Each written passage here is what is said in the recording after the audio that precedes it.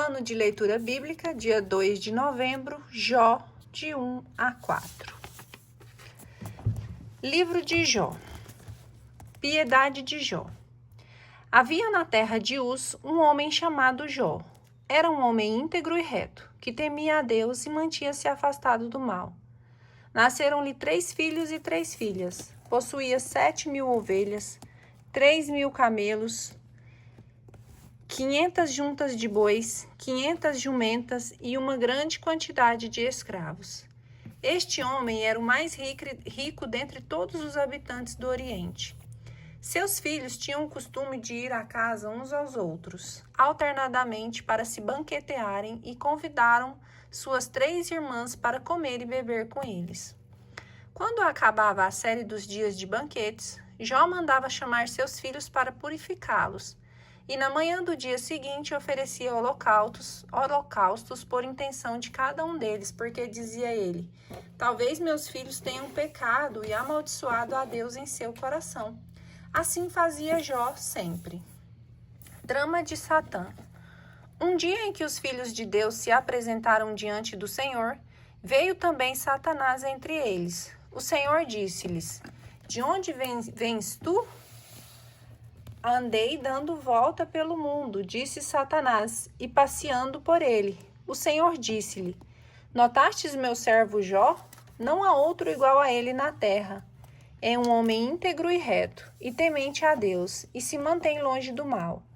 Mas Satanás respondeu ao Senhor: é a troco de nada que Jó teme a Deus? Não cercastes qual muralha a sua pessoa, a sua casa e todos os seus bens? Abençoastes tudo quanto ele e seus rebanhos cobriam toda a região. Mas estende a sua mão e toca em tudo que ele possui. Juro-te que te amaldiçoará na tua face.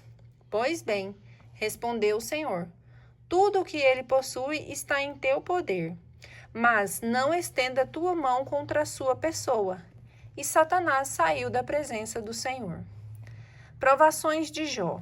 Ora, um dia em que os filhos e filhas de Jó estavam à mesa e bebiam vinho em casa do irmão mais velho, um mensageiro veio dizer a Jó: os bois lavravam e as jumentas pastavam perto deles. De repente apareceram os sabeus e roubaram tudo.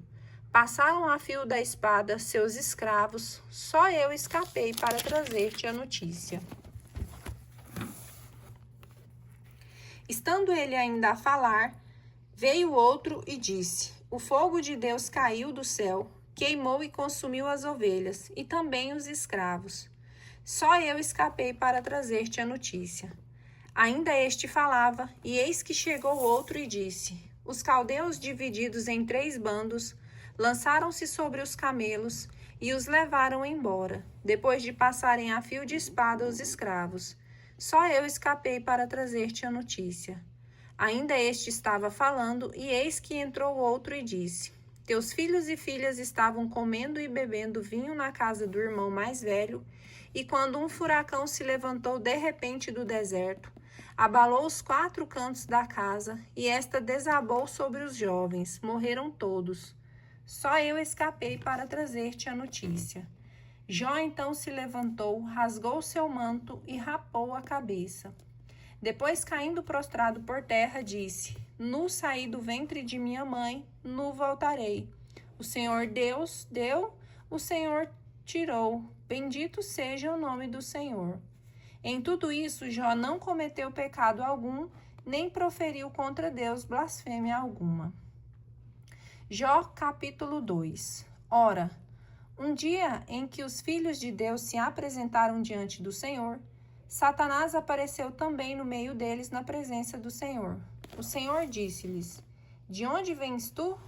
Andei dando volta pelo mundo, respondeu Satanás, e passeando por ele. O Senhor disse-lhes: notastes o meu servo Jó?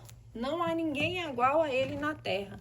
É um homem íntegro e reto e temente a Deus, e se mantém longe do mal.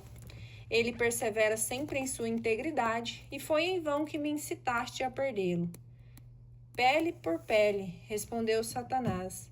O homem dá tudo o que possui para salvar sua própria vida, Mas estende a tua mão e toca-lhe nos ossos e na carne. Juro que te renegará em sua face.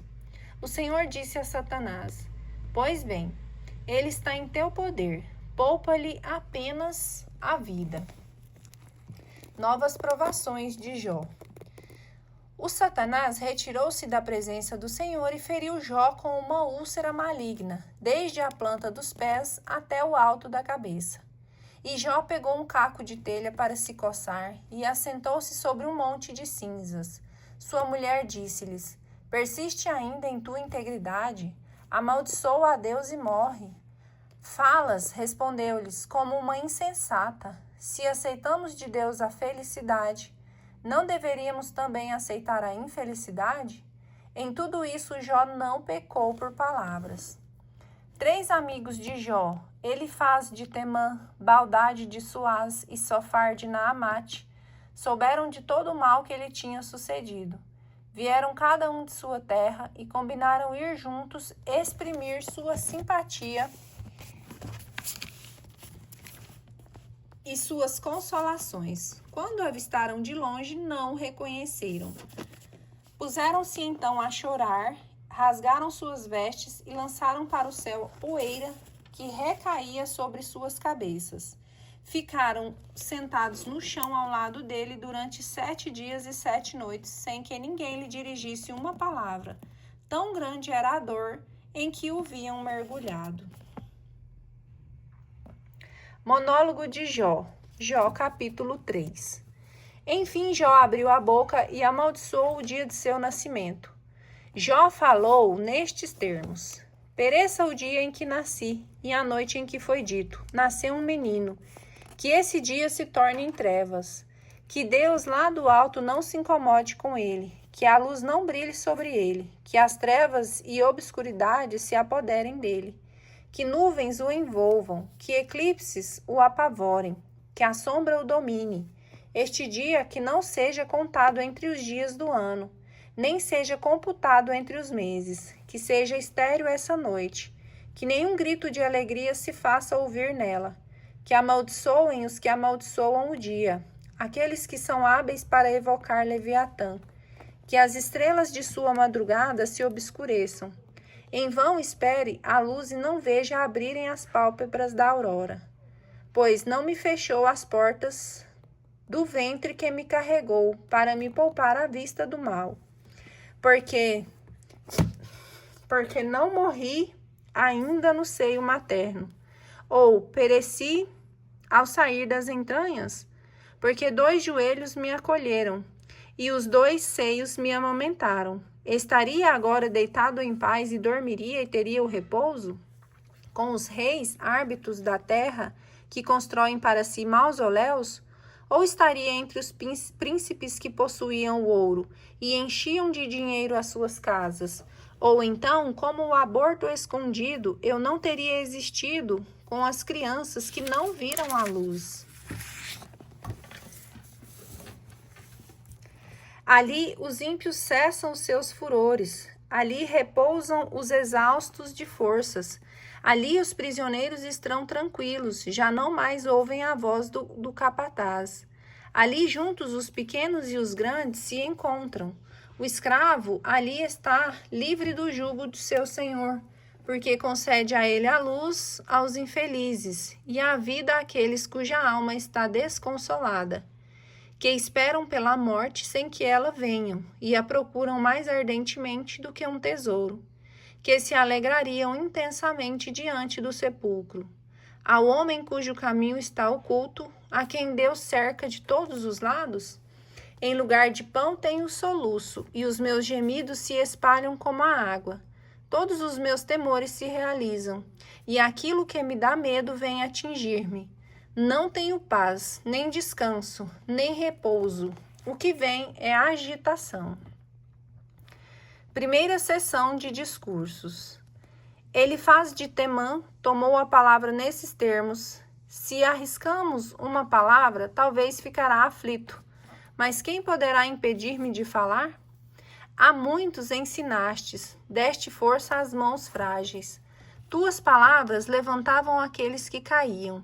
Fortificastes os joelhos vacilantes. Agora que é a tua vez, enfraqueces? Quando és atingido, te perturbas. Não estava a tua confiança na tua piedade e a tua esperança na integridade de tua conduta? Lembra-te, qual o inocente que pereceu? Ou, quando foram destruídos os justos? Tanto quanto eu saiba, os que praticam a iniquidade e os que semeiam sofrimento, também os colhem. Ao sopro de Deus, eles perecem e são aniquilados pelo vento de seu furor. Urra o leão e seu ungido, o rugido é abafado. Os dentes dos leõezinhos são quebrados. A fera morre porque não tinha presa, e os filhotes da leoa se dispersam. Uma palavra chegou a mim furtivamente, e meu ouvido percebeu o murmúrio. Na confusão das visões da noite, e na hora em que o sono se apodera das pessoas, surpreenderam-me o medo e o terror, e sacudiram todos os meus ossos. Um sopro perspassou meu rosto e fez arrepiar o pelo do meu corpo. Lá estava um ser que não lhe vi o rosto, como um espectro sob os meus olhos. Ouvi uma frágil voz. Pede o homem ser justo na presença de Deus. Pode o homem ser justo na presença de Deus? Pode o mortal ser puro diante de seu Criador?